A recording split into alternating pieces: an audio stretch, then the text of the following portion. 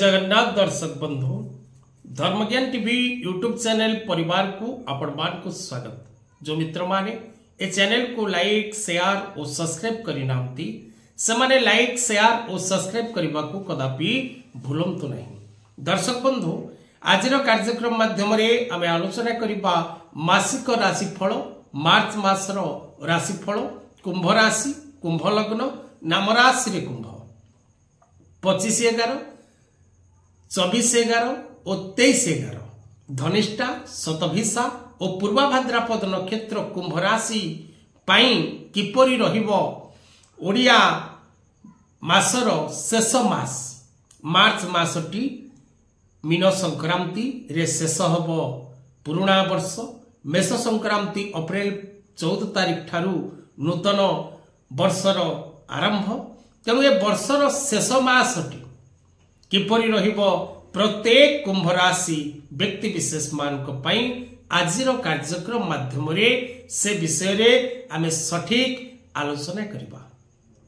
दर्शक बंधु कुंभ राशि व्यक्ति पई आगो को आसुची अत्यंत शुभ समय, किंतु ए मासटी किपरि रहिबो ताहा जानिबा नित्यंत आवश्यक। प्रत्येक कुंभ राशि व्यक्ति सतर्क एवं सावधान हिसाब रे अनेक समय हेला चल प्रचल होचंती। अनेक कष्ट कुंभ राशि व्यक्ति भोग करि सारिलेनी, किंतु आगो को तांको पई आसुची अत्यंत शुभ समय। 29 मार्च 2025 महाग्रह राश्याधिपति ग्रह शनिंकर मीन राशि को गोचर द्वारा द्वितीय भाव को शनिंकर गोचर द्वारा कुंभ राशि व्यक्ति जीवन रे खोलिबो नुआ अध्याय। से माने निज भाग्य रे उन्नति करबा आरंभ हो।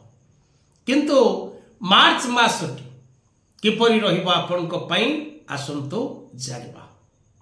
जो माने निज जन्म जातक रो विचार करबा को चाहुचंती, नुआ जातक तैयारी करबा को चाहुचंती, निज घर वास्तु विषय रे बुझिबा को चाहुचंती, ज्योतिष शिक्षा करबा को चाहुचंती, नाड़ी ज्योतिष, केपी ज्योतिष, भृगु ज्योतिष, सप्तनाड़ी ज्योतिष, अगस्त्य नाड़ी ज्योतिष बा हस्तरेखा ज्योतिष बा संख्या ज्योतिष बा आपण वैदिक पराशर ज्योतिष क्लास करबा को चाहुचंती बा आपण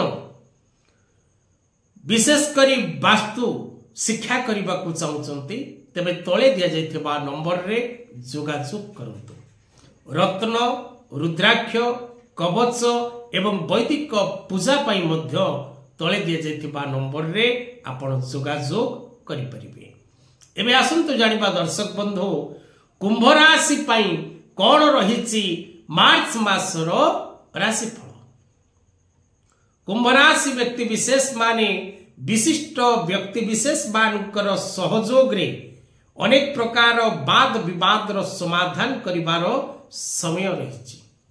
कुंभ राशि व्यक्ति अनेक माली मकदमा कोर्ट कचेरी कार्य रे विजय लाभ करिवार जोग रहिछि।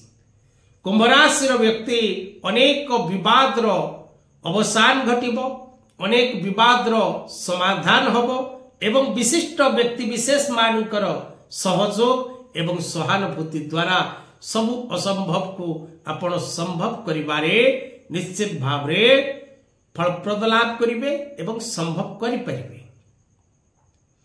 कुंभ राशि व्यक्ति विशेष माने मानसिक शांति लाभ करिबार समय आसीछि।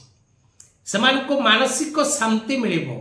सुस्थ मस्तिष्क रहिले व्यक्ति मानसिक शांति लाभ करिथाय। विशेष करी अर्थ लाभ रो जोग रहिछि। अनेक स्थान रु आपण को अर्थ प्राप्ति रो जोग रहिछि। आपण अर्थ लाभ करिवार समय रहिछि। बाकी अर्थ प्राप्ति करिवे, लोन आकार रे अर्थ प्राप्ति करिवे एवं आकस्मिक भाव रे व्यवसाय क्षेत्र और कर्म क्षेत्र रो अर्थ लाभ करिवे एवं विभिन्न प्रकार रो नूतन योजना रे आपण सफलता लाभ करिवा सहित अर्थ प्राप्ति रो जोग सृष्टि हो। किंतु दर्शक बंधु ए समय आपनकर पुराना विवाद रो समाधान घटिबो, किंतु नूतन किछि विवाद कली झगड़ा तकराळ मारपीट वाद विवाद नूतन किसी क्रिएट होवार मध्य चांसेस रही से दिग प्रति आपण सावधान रहिबा जरूरी अटे। अन्य सहित आलोचना करिबा बा कथावार्ता करिबा समय रे बा चल प्रचल होबा समय रे आपण सावधानता आवश्यक रही। महिला माने पारिवारिक जीवन रे सुख शांति और आनंद लाभ करिवे।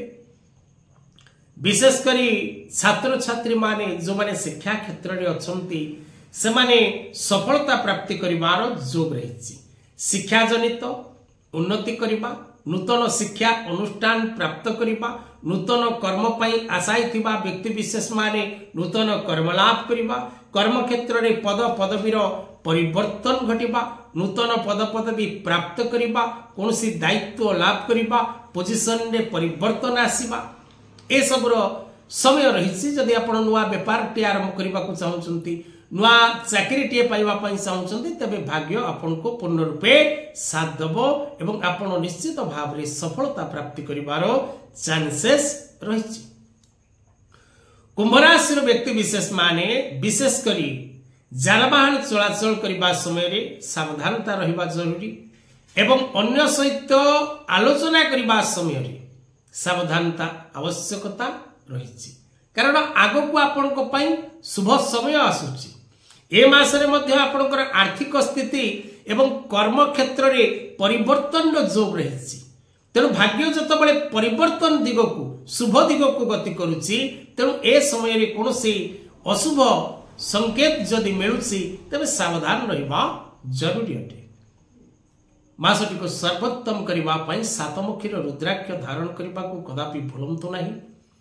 दक्षिणकालींकर जंत्र कवच धारण करंतु।